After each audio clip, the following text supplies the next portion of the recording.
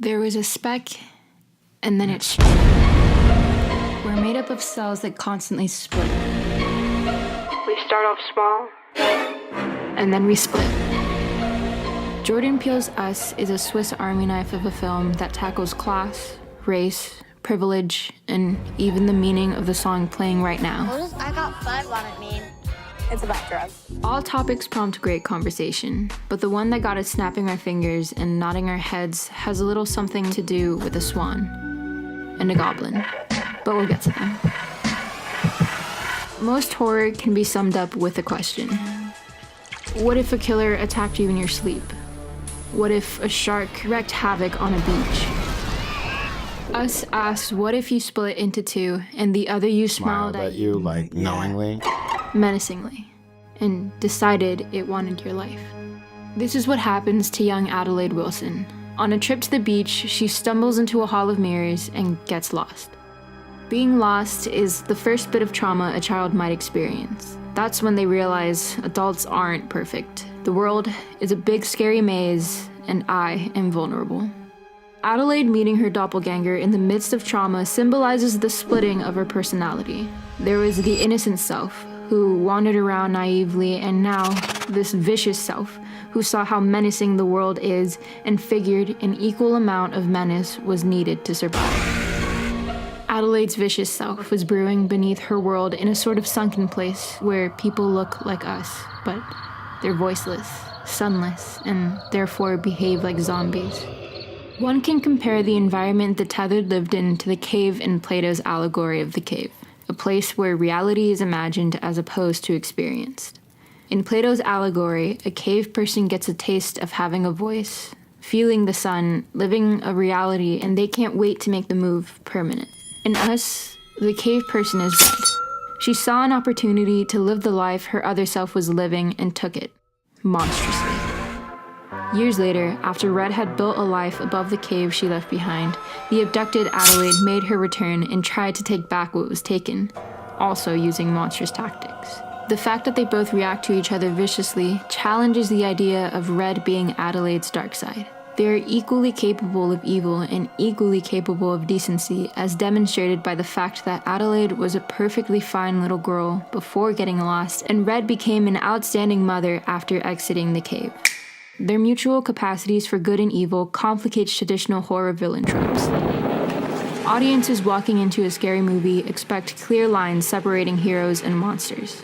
Peele drew those lines as clearly as anyone could in Get Out. Which is why it was so easy to cheer when Chris goes on his justified killing spree. With Us, Peele doesn't make the audience fully aware of who the real Adelaide is until the very end, and even then, you can't help but sympathize with anyone trying to keep themselves and their family out of that cave. Because they have the same goal of living under the sun, and neither is above using aggression to stay there, Peele makes it possible to root for both Adelaide and Red. If you're left rooting for both, the monster in the film becomes the violence they torment each other with. This is where the scissor motif plays a heavy role in describing the relationship between the doppelgangers. As Peele says here, there's a duality to scissors, both literally and physically. You know, they're a whole made up of two parts, but also they lie in this territory between the mundane and the absolutely terrifying. Scissors are the rare weapon that can create and destroy. Red and Adelaide are a pair of scissors that choose to do the latter. Instead of working together to make something beautiful out of the mundane, they attack each other and others for their own gain. Now, in the process of destroying each other, something beautiful does happen. The centerpiece of the film is a gorgeous ballet between Adelaide and Red, but it is motivated by murder and ends in a bloodbath much like that other ballet involving doppelgangers. Black Swan is a feud between Nina's white and Black Swan selves that results in a breathtaking performance, but is also punctuated with blood. This doesn't have to happen. Trauma mustn't lead to self-destruction. Just take a look at the work of this goblin.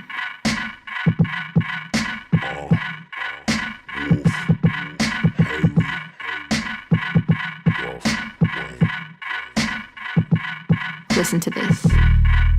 I'm a fucking walking paradox. No, I'm not. Let's hear it again.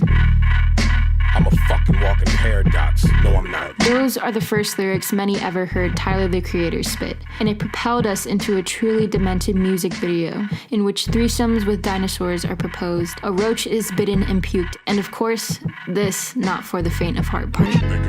Fuck her. Wolf Haley robbing him. I'll crash that fucking airplane at that faggot nigga Bob is in and stab Bruno Mars in his goddamn esophagus and won't stop until the cops come in. This isn't all Tyler. In an interview, he describes the song as being a battle for his mind between himself and his deeper voiced alter ego, Wolf Haley. This Wolf Haley guy is the guy that I really want to be.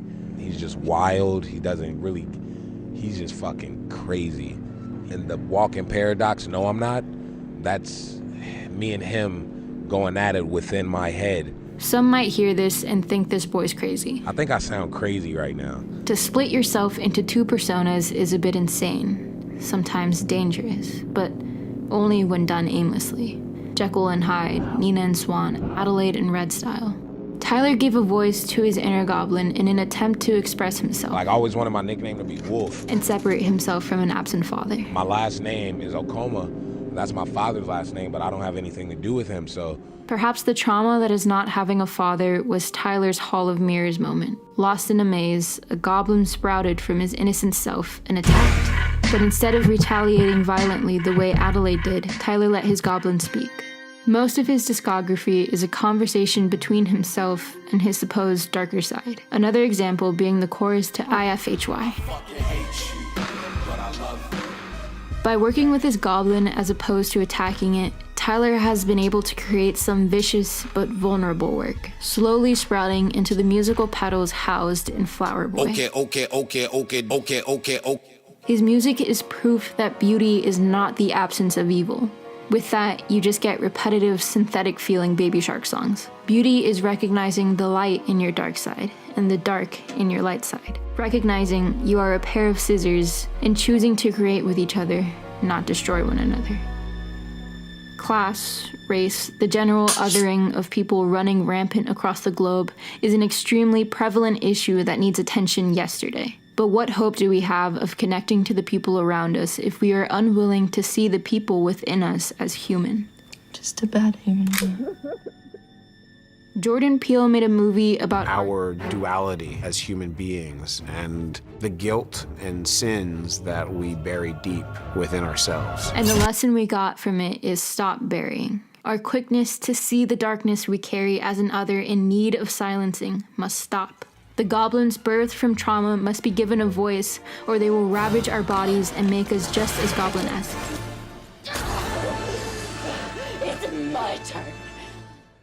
Behave as Tyler, not Nina and the Swan, Adelaide and Red. Use your scissor self to make beautiful things consistently, not a single stunning thing that ends up costing lives. If hands across America is the goal, we must be able to hold hands with our multiple selves, reverse the split, and become singular once again. Will somebody